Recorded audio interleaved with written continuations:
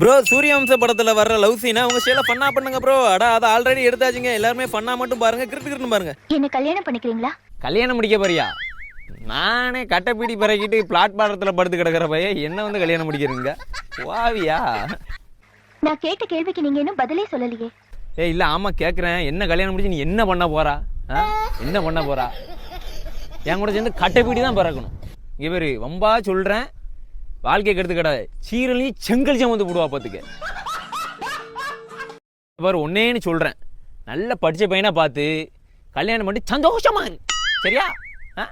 சரி கிளம்பு, சாப்பிட்டு போட்டு தூங்க பார்ப்போம். போ வீட்டு போ. படிப்பு பட்டம்லாம் பார்த்து முன்னுரிமை கொடுக்கறதுக்கு காதல் ஒன்று எம்ப்ளாய்மெண்ட் எக்ஸ்சேஞ்ச் இல்லைங்க. அது மனசை பார்த்து வர்ற விஷயம்.